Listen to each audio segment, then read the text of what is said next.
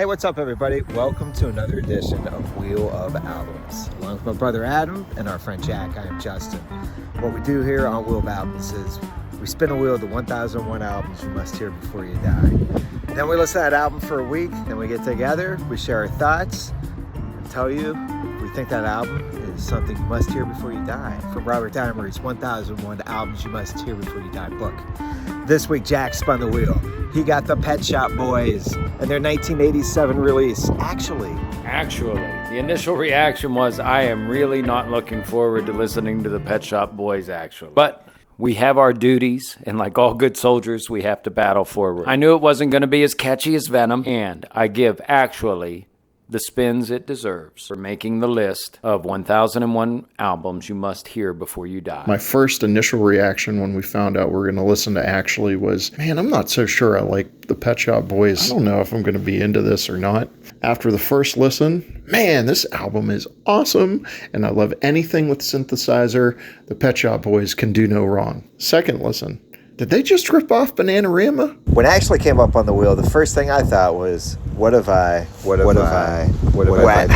done to deserve this? How am I gonna get through? I knew at least half of the songs on Actually, probably from DJing lots of 80 weekends on when I was a DJ on WAMP FM back in the 90s. Starting with What Have I Done to Deserve This? It's a great 80s single right there. And it jump-started Dusty Springfield back into the limelight again. Deservedly so. I remember Dusty Springfield albums always being in record stores, but she seemed more of a 60s type of performer. I didn't really know she was gone and just figured that she had faded away as some other performers had. So my mind's blown. I had no idea Dusty Springfield was singing on What Have I Done to Deserve This? And the only thing that comes to mind that something similar, Metallica did a song called The Memory Remains with Marianne Faithfull. Kind of the same thing of like, oh my gosh, this Marianne Faithfull, I forgot about her.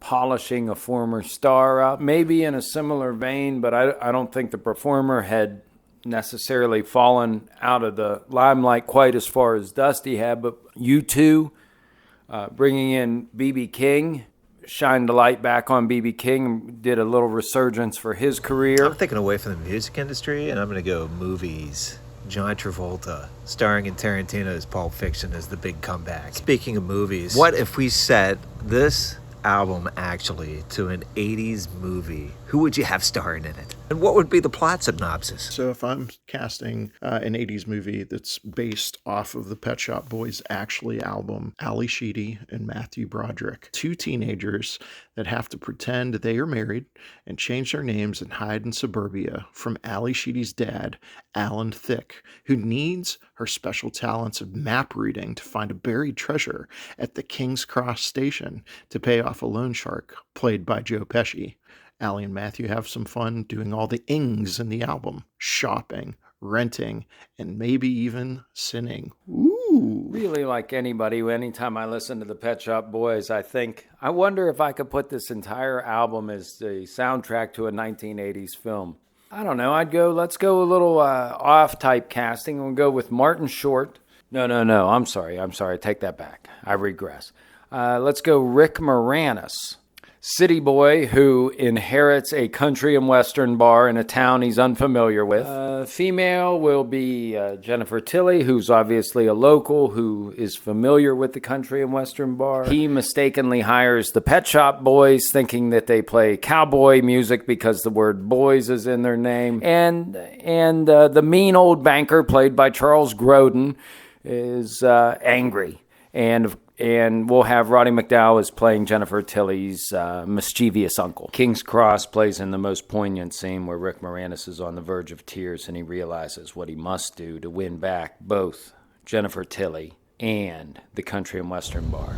I'm going to go with Vanessa Redgraves and Julia Andrews as two overbearing English aunts that just learn about their niece from America.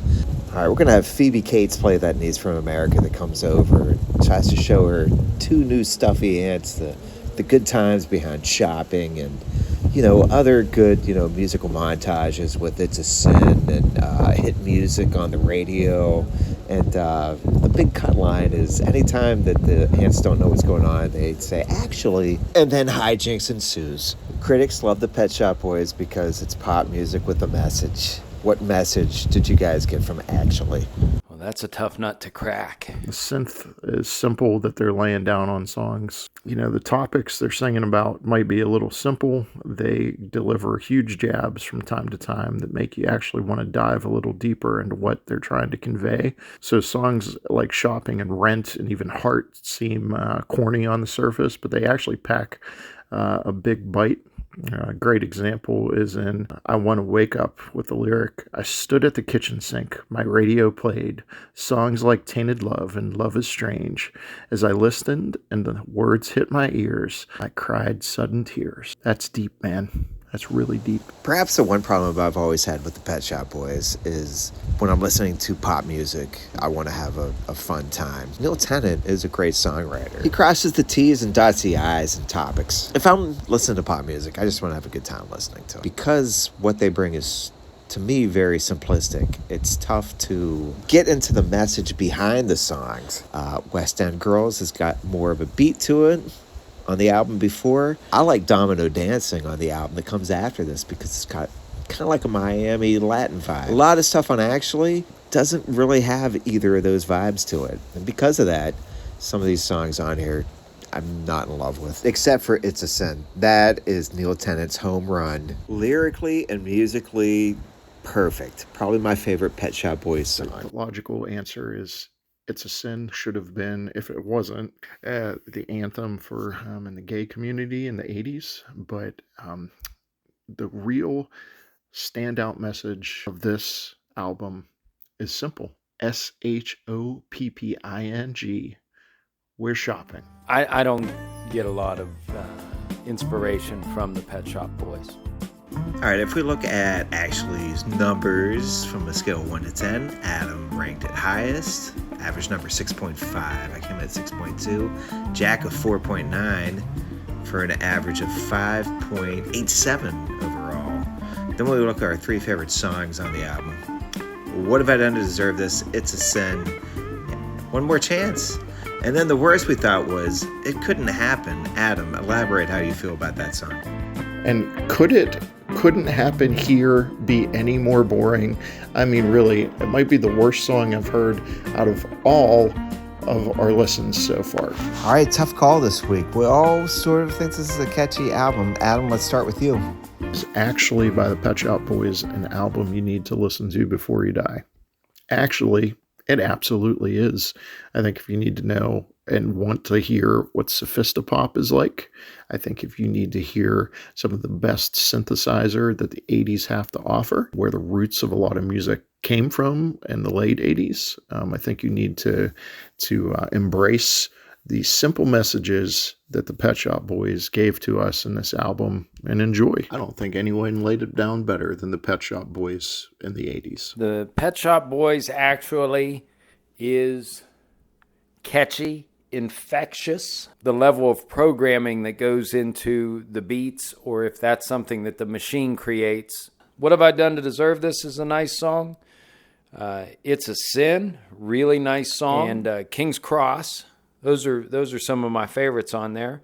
The line I'm drawing, though, is, does catchy mean good, and does catchy mean you have to hear it before you die? So although I do like this album, I think you do not need to hear it before you die. If you hear it before you die, you're going to like it. You're going to dance a little bit. I'm going to have to agree with Jack on this one. I think that actually is something you do not need to hear before you die as a whole.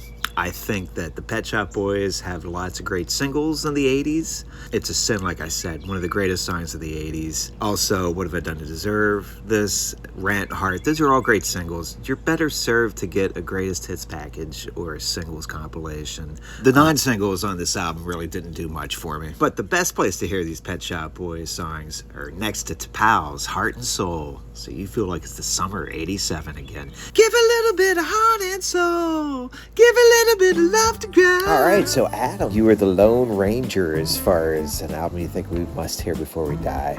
We all want to say thank you to everyone who has listened on YouTube and Spotify. I've got the spin for number 18. I look forward to seeing what's next. And the wheel has spun. Oh, man. The Gun Club. Jeffrey Lee Pierce's Ghost is back with Fire of Love next time on Wheel of Albums.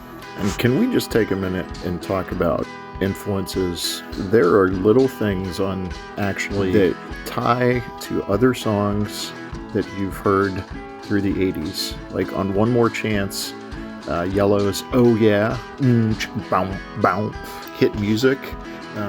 I don't know if they ripped off Bananarama's Venus or Bananarama ripped off hit music, but they both ripped off Peter Gunn. And then finally, King's Cross. If you listen just closely enough, you hear a little bit of, what's that? St. Elmo's Fire. T-E-N-N-A-N-T. You can't spell tenant without E-N-T. I think you should go see an ENT about that deviated septum.